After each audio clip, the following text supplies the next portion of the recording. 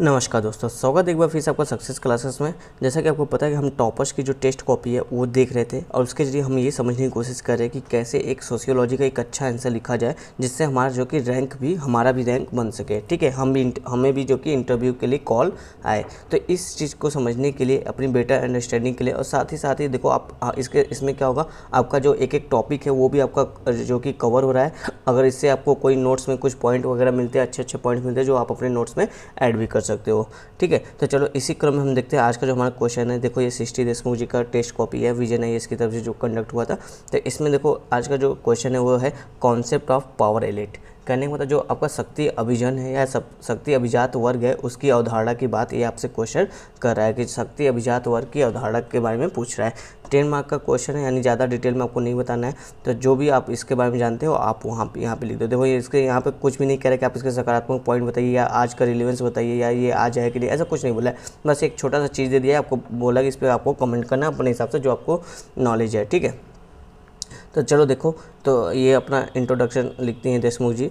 तो ये जो कि CW मिल्स को कोट करती है, क्योंकि ये देखो आप जो कॉन्सेप्ट है पावर एलिट का, ये जो कि सोशियोलॉजी में CW मिल्स ने ही इस पे स्टडी की है अच्छे तरीके से।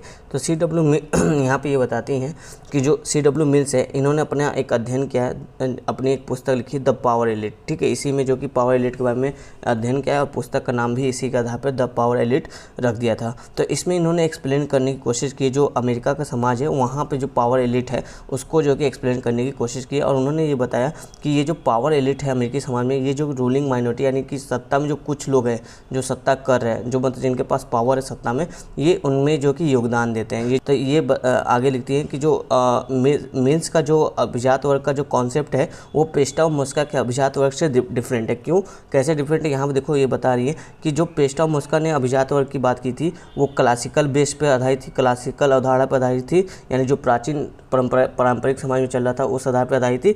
और इसमें देखो जो लोगों की क्वालिटी के आधार पे वो जो कि समाज में अभिजात वर्ग के रूप में आता था। लेकिन जो CW मिल्स है वो इससे थोड़ा सा डिफरेंट बात करते बोलते ऐसा नहीं है सर।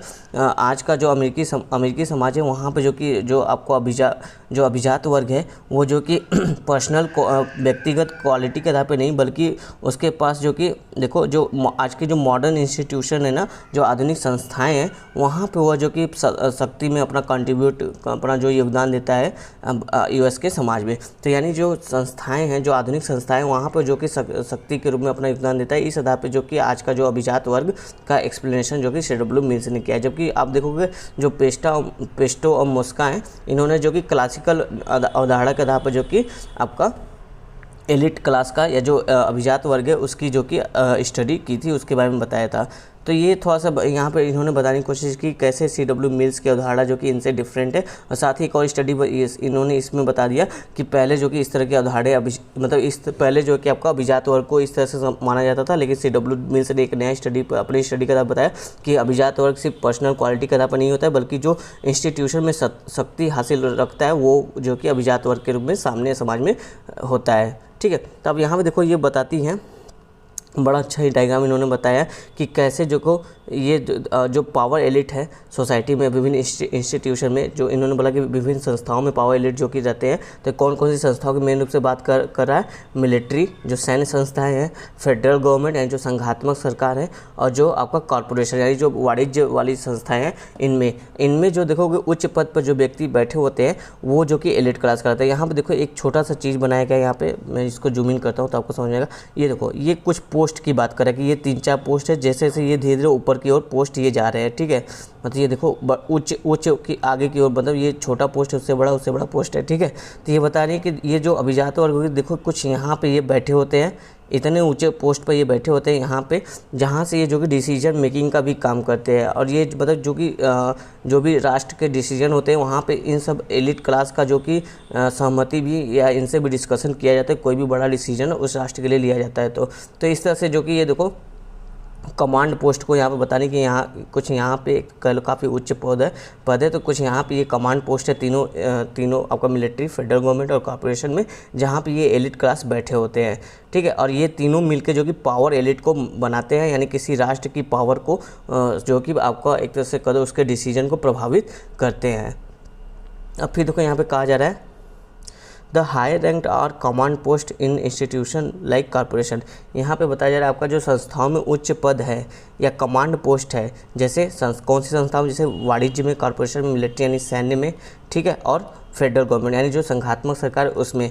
तो उसमें देखोगे इनके पास जो कि ज़्यादातर जो कि डिसीजन मेकिंग पावर होता है। ये जो उच्च पदों पे ये एलिट क्लास बैठा हुआ है, इसके पास कौन सा पावर होता है? डिसीजन मेकिंग पावर, यानी ये निर्णय ले सकते हैं, ऐसे इनके पास पावर होती है। उस राष्ट्र से संबंधित कोई भी निर्णय है तो वो डिसीजन ले सकते हैं, इतनी इनके पास पावर होती है, इतनी ज़्यादा, ठीक है। तो फिर आगे यहाँ पे बोला जा रहा है, और ये सिर्फ ये यहाँ पे बताया जा रहा है कि यहाँ पे जो लोग बैठे होते हैं एलिट क्लास, ये सिर्फ उसी देश के लोग नहीं होते, मतलब देखो सिर्फ उसी कंट्री से नहीं होते, बल्कि ये बाहर के भी यानी विदेशी भी यहाँ पे स्थापित हो सकते हैं। जैसे आपको ये चीज़ कॉर्पोरेट ग्रुप में ज़्यादा देखने को मिलेगा कि विदेशी जो बड़े बड़े कॉर्पोरेट ग्रुप है वो आपके देश की नीतियों को प्रभावित करते हैं, ठीक है। तो उसी तरह बताया जाए, इन्होंने जो सीराइड मिल्स है, इन्होंने जो कि अमेरिकी समाज का अध्ययन किया था, तो अमेरिकी समाज के अध्ययन पर एग्जाम्पल के तौर पर बताया जा रहा है कि जैसे देखो न्यूक्लियर बॉम्बिंग, न्यूक्लियर कहीं धमाका करना है, अब इसका डिसीजन लेना है, तो ये एलिट क्लास जो कि मिलकर डिसीजन लेती है। और इसका जो कि अब जब ये डिसीजन लेती है तो इसका जो पब्लिक के प्रति अकाउंटेबिलिटी है यानी जवाबदेही वो बहुत कम होता है, क्योंकि जो अकाउंटेबिलिटी होगी वो गवर्नमेंट की होगी, ना कि ये एलिट क्लास की होगी, ठीक है। तो एलिट क्लास जो कि निर्णय में अहम भूमिका निभाता है, कोई भी निर्णय लेने में ये जो कि अपना अहम रोल निभाता है। पर इसका ये बताया कि जो यूएस के सिटीजन है उसके प्रति इसकी जवाबदेही बहुत ही कम होती है, ना के बराबर। तो ये यहाँ पे CW मिल्स के आधार पे जो आपके CW मिल्स है उन्होंने अच्छे से डिफाइन किया कि किस तरह से कोई एलिट क्लास जो कि अमेरिकी समाज में जो कि काम कर रहा है, वो उन्होंने यहाँ पे अपने अध्ययन में बताया, जो कि बहुत अच्छे से सृष्टि देशमुख जी ने यहाँ पे लिखा है। अब देखो इसका कुछ आलोचना भी इन्होंने यहाँ पे डाल दिया। देखो क्वेश्चन में आपसे पूछा नहीं, बस एक कॉन्सेप्ट पूछा था, पर इन्होंने आलोचना लिखा जो कि काफ़ी अच्छा, जो कि एक तरह से कहो पॉइंट इन्होंने ऐड किया है। देखो इनका आलोचना में कहा जाता है कि इनकी जो स्टडी रही है ना, ये सिर्फ अमेरिकी समाज, यूएस सोसाइटी के आधार पे रही है, जो कि हर जगह जो कि जनरलाइज नहीं की जा सकती, मतलब अन्य समाज पे भी ये लागू हो ऐसा ज़रूरी नहीं है। इस आधार पे इनका क्रिटिसिज्म किया जाता है। साथ ही ये बोला जाता है कि जो ट्रेडिशनल सोसाइटी यानी जो पारंपरिक समाज है, जहाँ पर धर्म और जाति के आधार पर जो कि संस्थाओं में जो कि लोग पावर को एक्सरसाइज करते हैं, यानी पावर रखते हैं संस्थाओं में जाति और धर्म के आधार पे, यहाँ तक कि इवन ये बोलते हैं कि यहाँ तक कि आज जो लोकतांत्रिक व्यवस्था है डे टू डे लाइफ में भी ये जो पारंपरिक आपका ट्रेडिशनल सोसाइटी है भारत, जैसे मान लो देख लो भारत का जो लोकतांत्रिक देश है, आज भी यहाँ पे जो कि रिलीजियस और कास्ट के बेस पे भी पावर कुछ लोगों के पास पावर हमको देखने को मिलती है। तो वही करें कि ये जैसे यहाँ पे इंडिया का एग्जांपल दिया जाता है कि जैसे इंडिया, तो ये बोल रहे हैं कि इनका क्रिटिसिज्म इस तरह है कि पारंपरिक जो समाज है वहाँ पर देखो जो सत्ता होती है वो रिलीजियस और कास्ट के बेस पे होती है, लेकिन जो CW मिल्स होता है वो इंस्टीट्यूशन पे उच्च पदों पर यानी कमांड पदों पर जो बैठे हैं उनके आधार पर जो कि अभिजात वर्ग की क्लास को जो कि व्याख्या करते हैं। जबकि यहाँ पे बताया जाए जो परंपरागत समाज है वहाँ पे जो देखोगे अभिजात वर्ग जो कि रिलीजन और कास्ट के बेस पर है, ठीक है। तो यहाँ पे ये आपको समझ में आ गया, ये बातें यहाँ पे कहा जा रहा है इनके क्रिटिसिज्म में। यहाँ पे देखो इनकी 2 आलोचना की है, बहुत अच्छा है।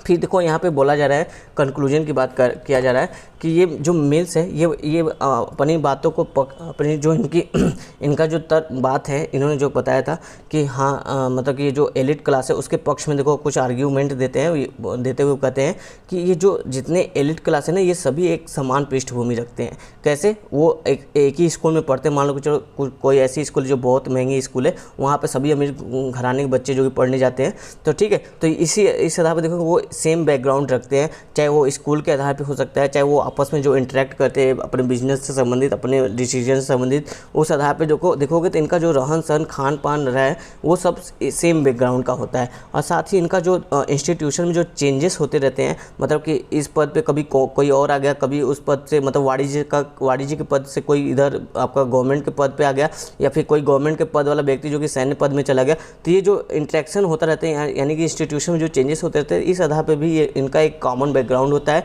ये एक दूसरे को बखूबी समझते हैं। तो इस आधार पे ये जो कि समाज पे देखो कंट्रोल यानी समाज पे नियंत्रण रखने में ये कामयाब होते हैं। तो इस आधार पे जो कि ये CW मिल्स बताते हैं कि कैसे जो कि कोई एलिट क्लास जो कि समाज पे नियंत्रण रखने में आसान सहजता रखता है, ठीक है। यहाँ पे बात की, यहाँ पे ये देखो इनका आंसर खत्म होता है।